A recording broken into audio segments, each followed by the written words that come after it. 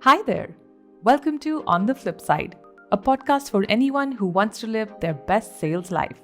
We're going to be talking to buyers, sales managers, STRs, and A's about things like what does it take to be a great sales manager? Or how can you go home happy month after month? So let's dive right in.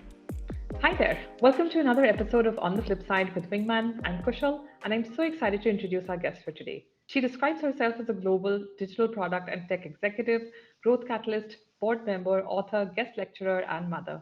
Jennifer, welcome to the show. So excited to have you here.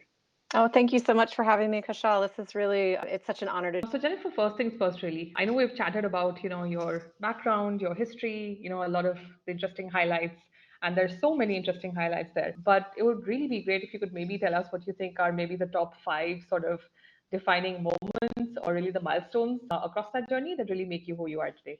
Oh my gosh. Okay. So I never thought of myself as a STEM person, although I was raised by engineers. And I did, in fact, win my eighth grade science fair in eighth grade, talking about the environmental impacts on Paramecium cordatum. And then I went to college. And, a few years later, I went to college and I had no idea what I wanted to do or what I wanted to be. And I found a major called geospatial engineering, which I'm going to date myself. That was back in the early 90s. And geospatial engineering was not known, even in my family of engineers. We have many types of engineers in my family. And everyone was wondering if I was going to be able to get a job. This was before the days of Google Earth and Google Maps and Waze and all other sorts of ways to take in satellite imagery and also to map the world in a digital format. And so that was one pivotal moment, making that decision and really finding a major, because I had tried out a few different majors and nothing was really clicking. And then I found geospatial engineering after listening to an amazing world-renowned professor come and give a guest lecture. And I'm a naturally curious person by nature. So stopped in and took a listen and was like, what is he all about? And what is his study all about? This is really interesting to me. So geospatial engineering became a love in college, and I got my first job and sat on the engineering team at a very fast growing emerging technology company, really working with some super secret agencies as well as private sector. And it was one day that our CEO came and asked me if I could come and have a conversation with one of our clients. He was going to a client meeting, and today it's known as a sales engineer or sales architect. Back then, it wasn't really known as anything except someone on the engineering team coming and having a conversation and talking about some of the goals of the project. And I did that and loved it. And that was another pivotal moment in my life. I'm all about not putting blinders on and also kind of leaning into saying yes, even when your stomach is like, oh, I don't know, can I do this? Being really strategic about saying yes, but saying yes to things that sometimes make your stomach flip a little bit. And that's what happened when my CEO, who I respected greatly and didn't really have a close relationship with, but when he tapped me on the shoulder and asked me to come to that meeting, um, my stomach flipped a little bit and I said yes. And then when I was able to talk with that client and then clients in general and really straddle the engineering team as well as the commercial side of the company. And that's where I fell in. That's another pivotal moment for me. I fell in love with the commercial side of product, digital product and engineering technology companies. It's a real love of mine. And if the market doesn't know about your amazing technology or about your amazing product, it's not going to matter. It's like the tree falling in the woods. If no one is there to hear it, does it make a sound? And it's the same thing with digital products and technology products, that you could have the most amazing product, the most amazing technology. And if your market, if those who should be buying your digital product or services, if they don't know about you, it really won't matter. As I say, you won't win the race. Someone else is going to win that business and win the race, even if yours is technically more savvy or more further along in the technological lifespan. It won't matter. So I moved over to the commercial side. That was a pivotal moment for me. And I don't know, two or three pivotal moments. I think really finding my voice and understanding what leadership is in a world of technology where I didn't see too many female leaders. I'm seeing more women leaders today, which is amazing. And I do a lot of mentoring of women who are coming up in their career to make sure that they're looking at those leadership positions as well. But I had a number of amazing mentors, both men and women, who tapped me on the shoulder at various points mid-career and even as of kind of a year ago. And this is, I'm in my career 20 plus years, and those mentors they still play a really big role in my life. I call them my board advisors. I recommend everyone start choosing your own personal professional board of advisors to help you in your career. So hopefully I answered your question. There were few pivotal moments in my career. And again, in the last 15 years, there have been some pretty amazing individuals who have played a big role in my life and in my career. I think it's amazing how you've also bundled in so much life advice, I think, really along the way while sort of describing your journey as well. Jennifer, you also talked about how, maybe initially you didn't see too many women in very senior positions, right?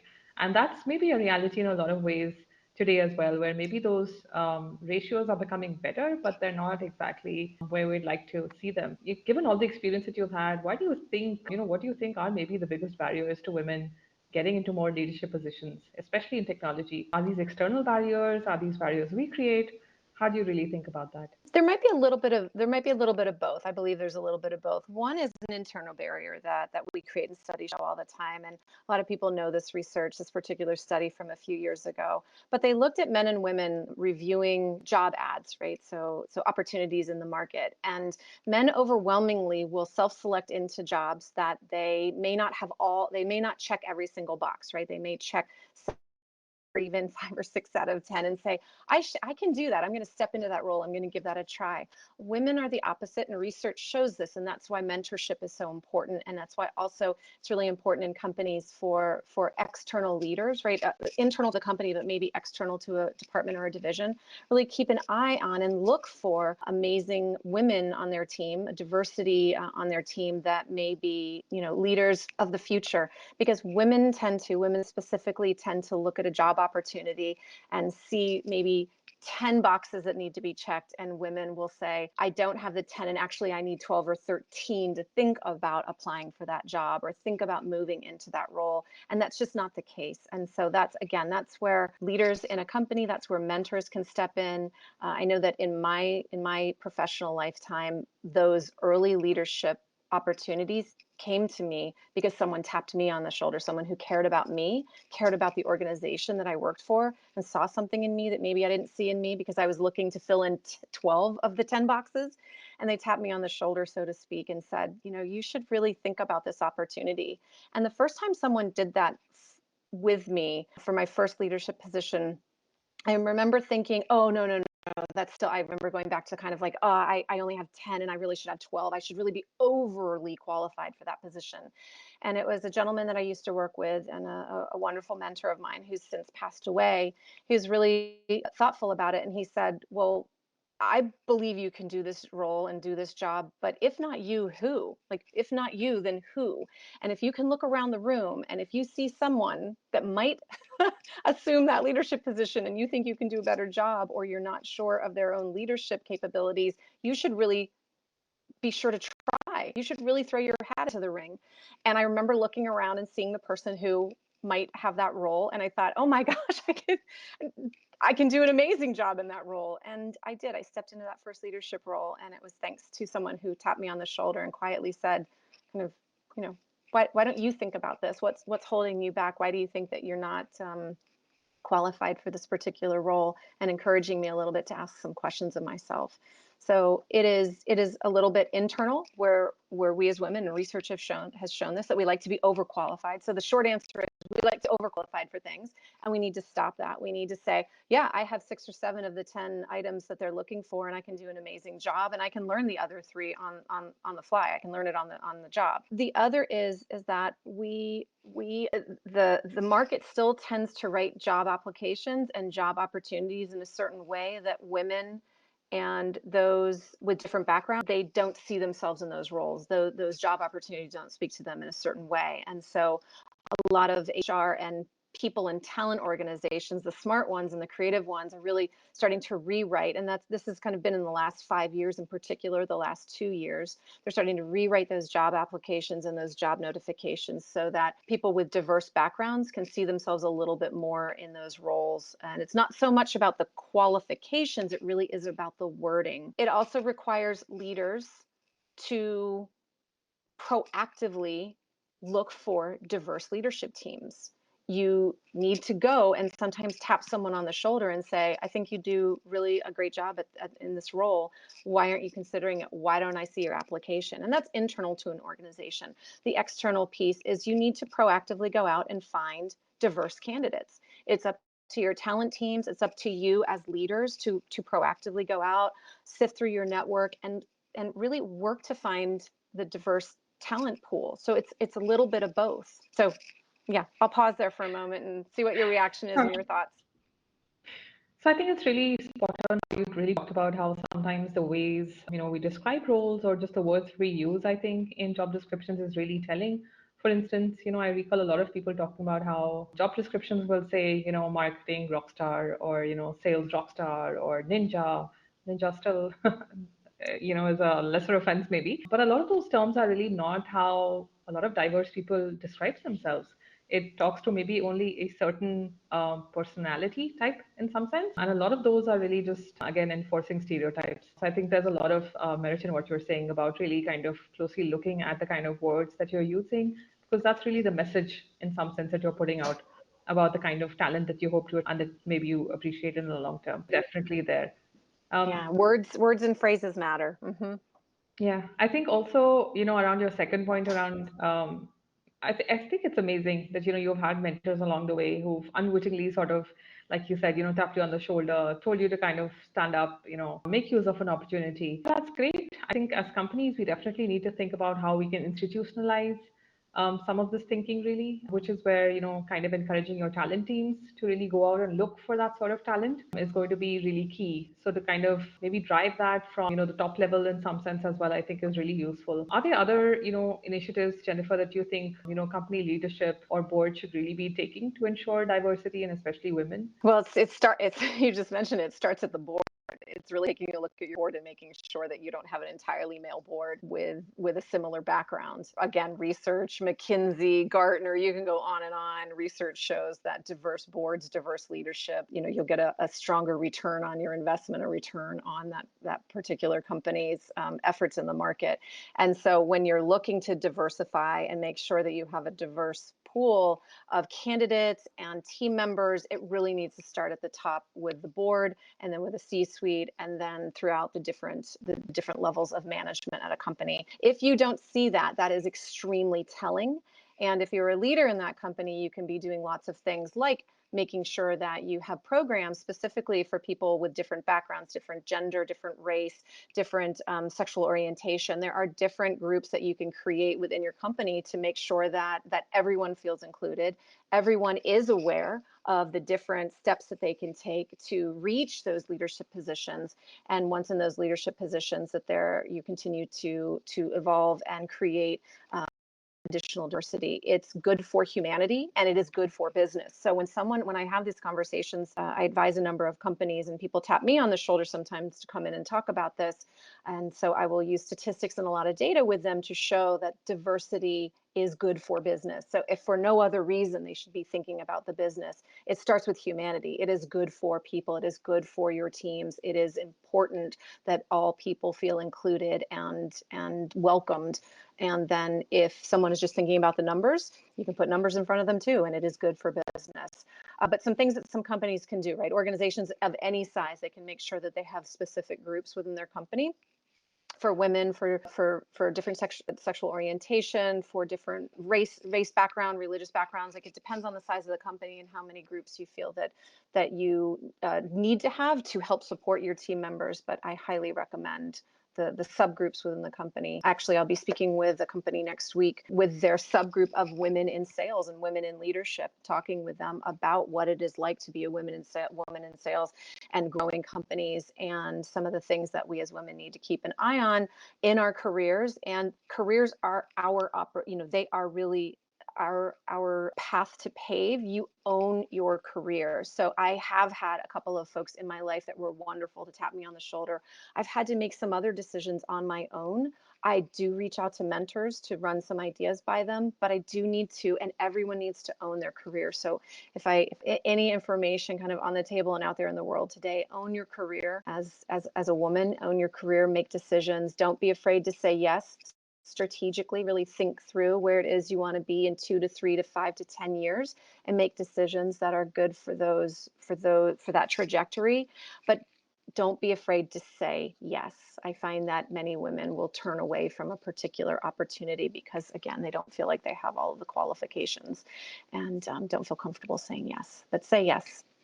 make sure that you're paving your the pathway to the career and to the life that Yeah, that's a great way to put it, Jennifer. I think there's so much power in just saying yes and, just kind of showing up and saying, yeah, you know what, I am going to try this and we'll see how it goes. I think we also talked a little earlier about, how it's also important to really encourage young generations, really, younger folks, kids who are in school, really to kind of get into the same mindset of, really being able to choose what they want to do and not being held back by, their gender or anything else. You mentioned a little bit about the initiatives, that you're running around that as well. We'd love to hear more around that and really about how we can encourage really, younger minds, whether those are, folks in our own families or, even much younger colleagues in the office, right? How can we really kind of go about encouraging, the next, set of people to really own their own power? Yeah. Oh gosh, I love this question. So you hit on one of my passions, which is making sure and ensuring that girls and non-binary students have access to special, wonderful memories at a young age when it comes to engineering and coding. So again, I go back to research and data. Research and data shows over and over again. They show over and over again how important it is to encourage, again, girls and non-binary students as early as third grade and to do it in a warm and welcoming environment. And so I get to talk a little bit about the nonprofit that I'm a board member of, Boolean Girl. They do just that. That is their mission, is to introduce technology, engineering, and coding to girls and non-binary students ages third grade to eighth grade. So we're talking kind of 8 years to 14-ish. And there's some wonderful organizations around the world who also do similar work for those girls and non-binary students who are ages, 14, 15, 16 throughout high school and then also into college. I'm very interested in making sure that we give confidence and creativity and a love of coding and engineering to girls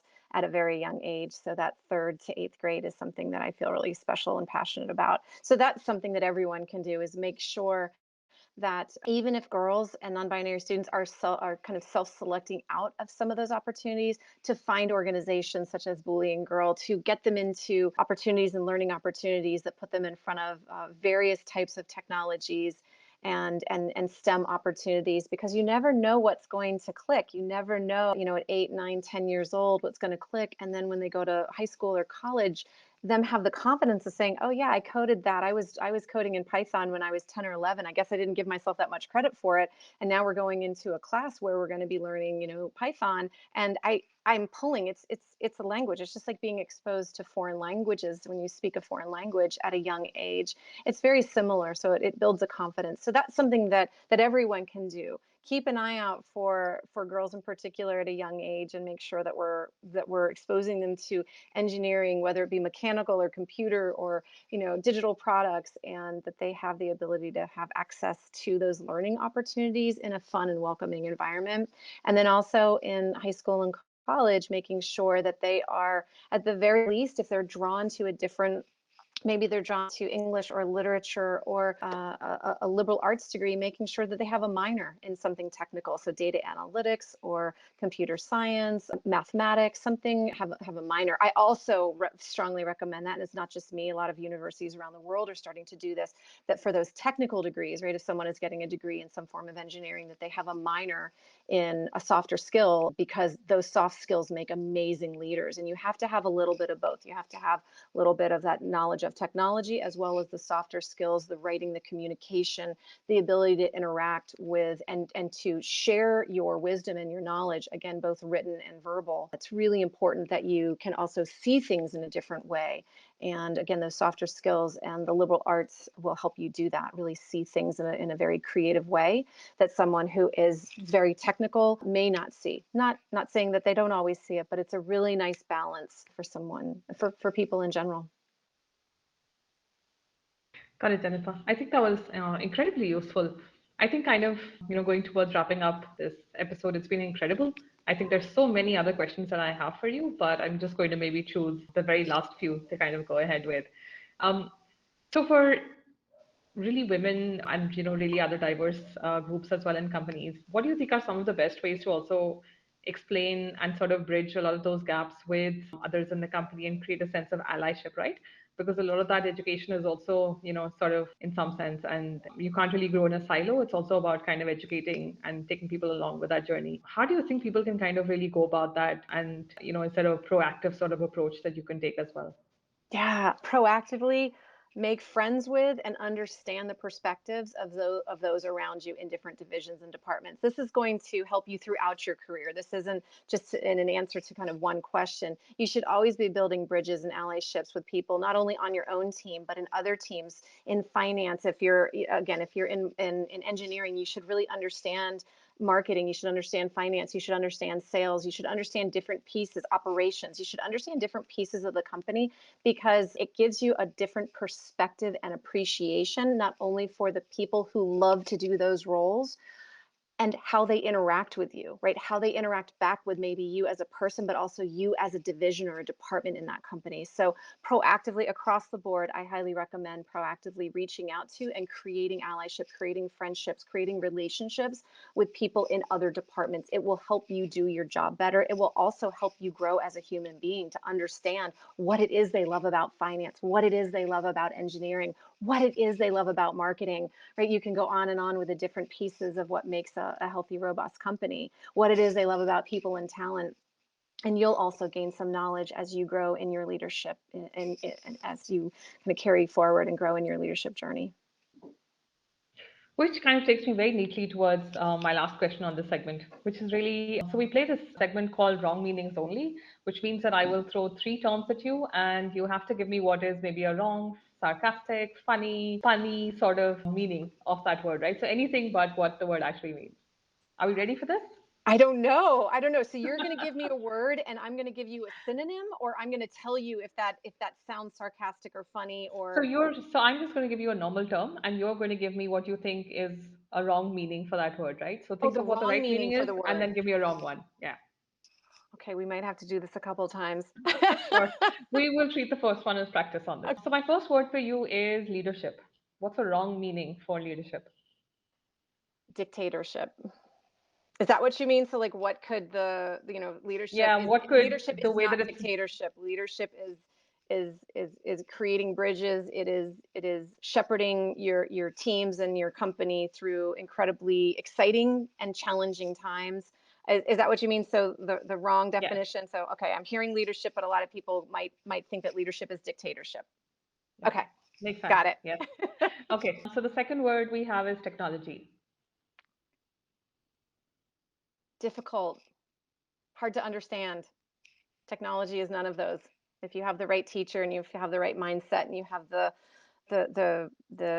curiosity for it, technology, you can break that down pretty easily and pretty quickly. Doesn't mean you might love it or want to do it, that particular job, for the rest of your life, but don't shy away from technology. Don't be afraid of it. Okay. And here's my last one, mentorship. Well, it's a passion of mine, and I think everyone should be looking for mentors, and mentors should actually be proactively looking for when they see someone that they think could use some guidance, or just a shoulder to lean on and talk through mentorship. I think a lot of people think that mentorship is, again, in that area of I have to tell them what to do, and I don't want to be in that position. So mentoring may be perceived as something that feels very big and scary and strong. And for the mentee, I often see that the mentee believes that mentorship is like something that's unattainable. Like I can't ask him or her to be my mentor because I have them on this pedestal. So I don't know that I gave you word for word mentorship No, for but I another got word, we but got the gist of it. Great. This has really been incredible, Jennifer. Thank you so much. I think there's so much really inspiration, motivation, and just so much for everyone to sort of take away and really apply in their own lives. Really appreciate oh, you being on the flip side with us today. oh, thank you so much, Kashal. I really appreciate it. I'm really honored. Thank you.